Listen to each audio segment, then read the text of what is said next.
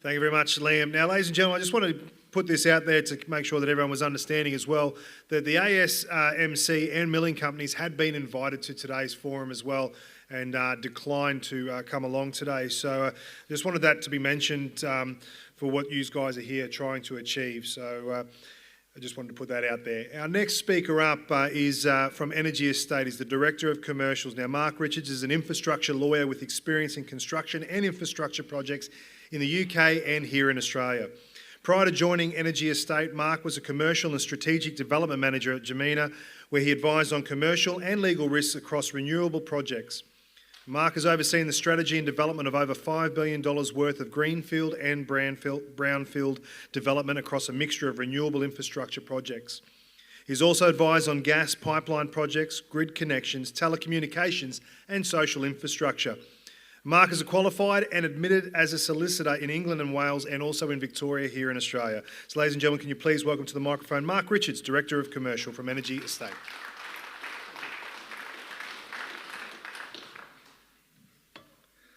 That was quite the introduction. Thank you, Chair. Thank you, QCAR, for this opportunity. And can I also thank the previous speakers, and good to see John talking about mental health, which is not often spoken about in this space.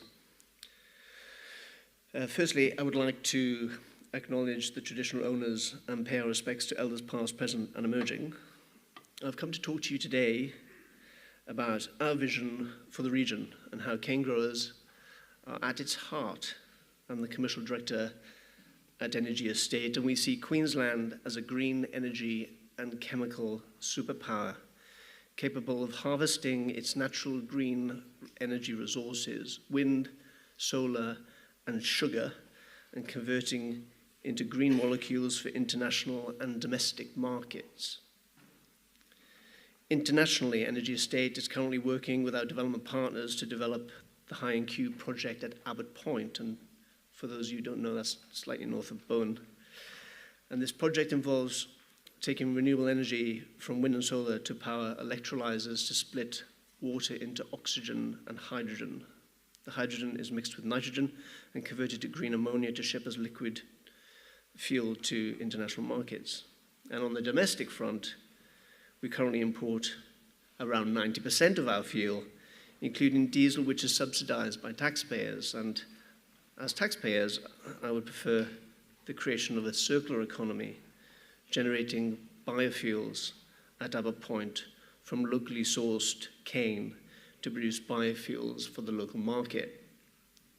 These biofuels include sustainable aviation fuel for local airlines and for the service of our defense forces, affordable biodiesel, so cane farmers can harvest from locally sourced supply, and green methanol that can be used as both a fuel source and an industrial chemical. The generation of these biofuels at Abbott Point are dependent on locally sourced sugarcane feedstock.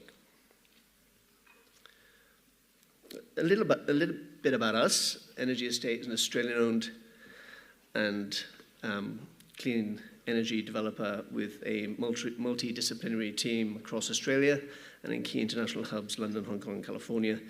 We have a portfolio of renewable projects in Queensland and elsewhere.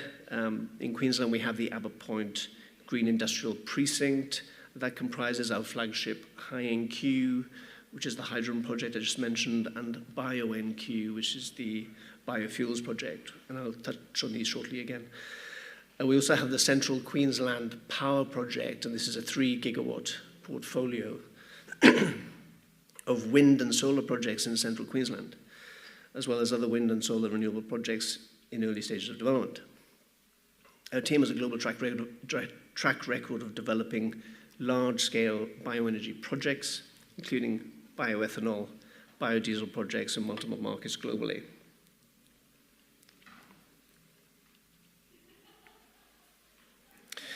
We are developing a portfolio of sustainable aviation fuel projects in other jurisdictions, with mega-scale projects in the US, Texas and California, UK, North Africa, and New Zealand.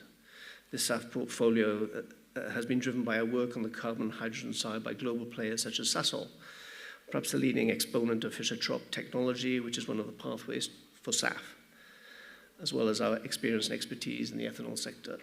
Here we bring together individuals who were at the forefront of European bioethanol market development, in addition to first-hand knowledge of working in the US ethanol sector, the largest globally.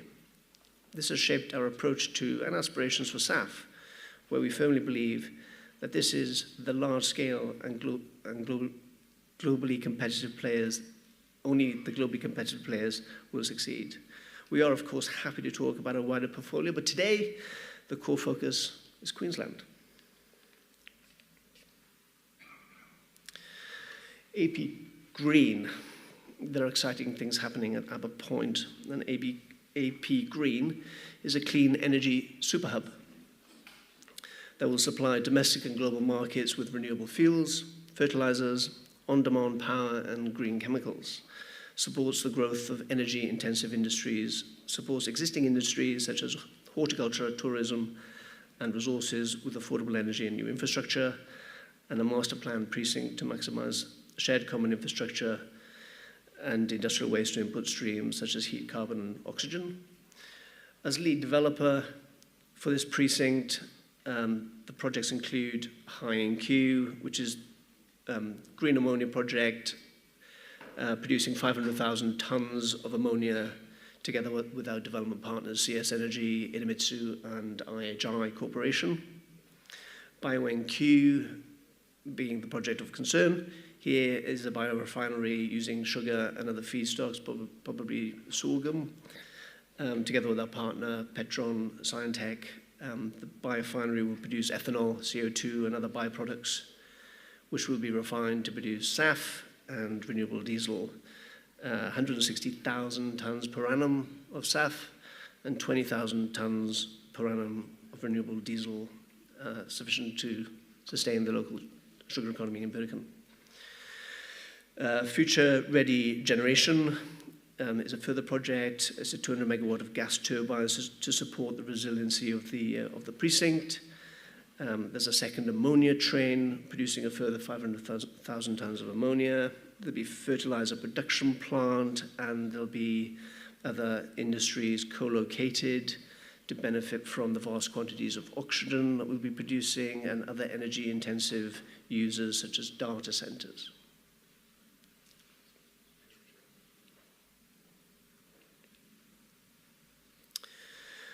BioNQ is our flagship bioenergy and sustainable liquid fuel project in Australia. The project uses sugarcane, associated bagasse, and waste biomass, tops and trash, to make SAF.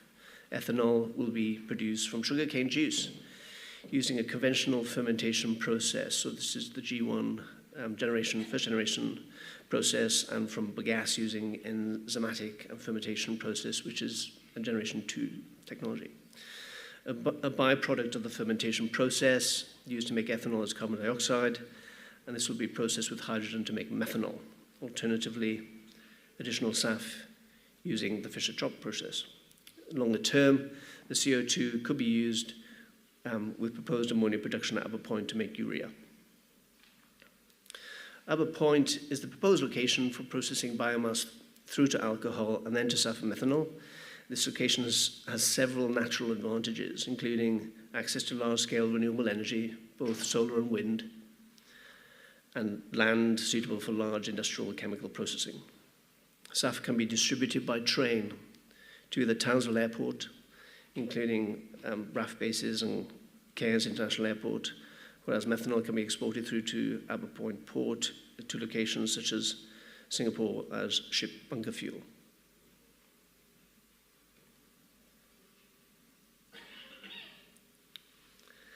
It makes a lot of sense to build a biorefinery here. There's biomass, the logistics, there's water, there's cost-effective power, there's export opportunities by road, rail, and ship. And we'll look at all of these requirements when looking at developing projects so we can develop to the core strengths of the region.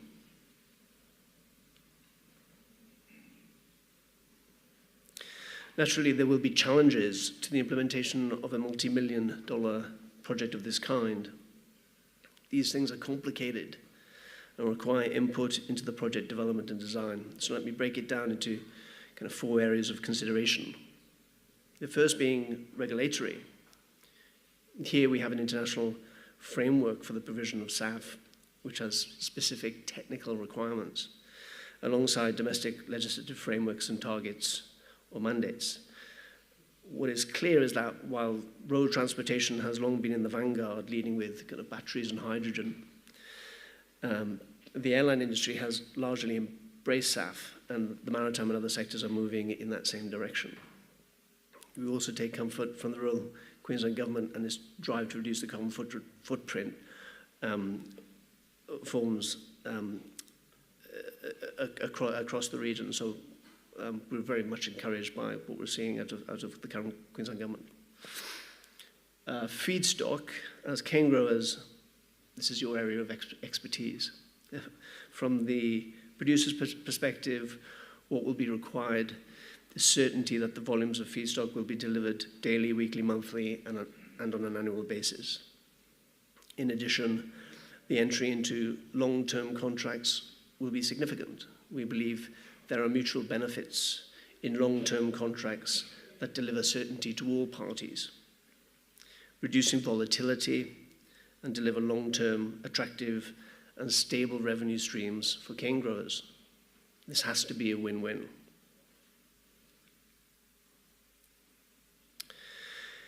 Technology. This is very much our side, and without breaching confidentiality, we will be using proven technological processes alongside leading manufacturers and contractors. At Energy Estate, we structure all of our projects with a view to financing them in the international debt markets, and therefore this is a well-trodden path of risk allocation and focus on the technical requirements, and each project is approached with this firmly in mind. And on the demand side, we have identified routes to market, both in terms of physical transportation of the end product and also in terms of the fundamental supply and demand, and therefore long-term price. As the carbon price evolves, and with Europe implementing a carbon adjustment pricing mechanism, so the green premium will become more discernible. However, we have significant belief that Queensland is blessed not only for its growing conditions, but also the conditions for generating competitive wind and solar. Few jurisdictions have this combination, which makes this region a highly attractive location. This is a demand growth for corn in the US, and I'll just quickly talk to this slide. It's seeking to show that in the early years of demand growth, corn prices exploded. Corn is used for ethanol, I should explain. So corn prices exploded from $3.50 to $8 a bushel before settling long-term at $3.75. I would note that the price was relatively stable within a collar until the Ukraine crisis. I want to quickly touch on the high-NQ project, which is the hydrogen to ammonia project. This is the longest developed clean energy project at Abbott Point. The location was identified by us in 2020 as having all the attributes for global scale green energy export. Together with our development partners, we've completed the pre-feed study and looking to shortly move to the next phase, which is the feed phase. And based around an export target of 500,000 tons of ammonia, we will be looking to ship that to Asian international markets. Our experience developing this project in this region over the past 3 to 4 years has provided us with a detailed understanding of the region and connection to local community, local government and state departments and organizations with input into clean energy development. These departments and organizations such as Powerlink, Sunwater, NQBP, State Department, Energy and Climate, and others have formed the Abbott Point Activation Initiative to undertake studies that both unlock and support the development of projects like BioNQ and high-NQ. And that's the precinct and its proposed layout. Benefits to cane growers. the development of a clean energy hub at Abbott Point for the generation of biofuels offers considerable potential for local cane growers, including income diversification, additional revenue stream alongside traditional sugar production, market stability, reduced dependency on fluctuating sugar prices and alternate product pathways to market, and the opportunity to contract on a long-term basis for the sale of sugar to produce SAF, reducing income volatility. And employment opportunities, new jobs in biofuel production facilities. There are also environmental benefits. Water, the Abbott Point Clean Energy Precinct enables a new Burdekin-to-Bowen water pipeline to be built. Reduced emissions, lower greenhouse gas emissions compared to fossil fuels. Soil health, crop rotation and residue management, improve soil fertility and waste utilization. Use of byproducts like bagasse for energy production. There are also regional benefits. There was a Queensland Economic Advisory Solutions paper written for cane growers back in 2019, highlighting that every dollar spent to grow cane results in a $6.40 boost to the Queensland economy. An additional channel to market through biofuels with a steady income stream, cane growers can potentially also take a cooperative stake within the project, further enhancing in economic returns to the Queensland economy that will see a further boost to these numbers. And this is the Burdekin-to-Bowen water pipeline that I mentioned earlier. And the clean industrial precinct at Abbott Point unlocks the ability for the production of this pipeline. It also offers the opportunity to grow, offers additional irrigation along the pipeline corridor to open up more land for sugarcane cultivation.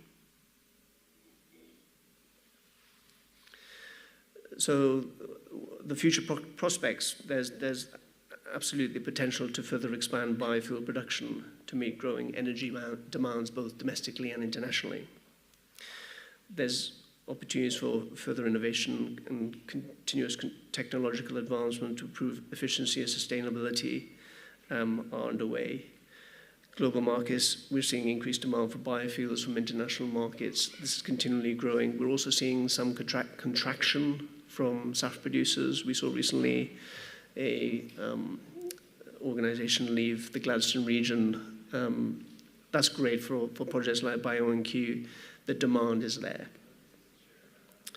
Benefits, biofuels for sugarcane offers economic, environmental and social benefits for the Queensland economy, and the call to action is very much for cane growers to explore how continued production can be sustained and delivered to Abbott Point for a prosperous future.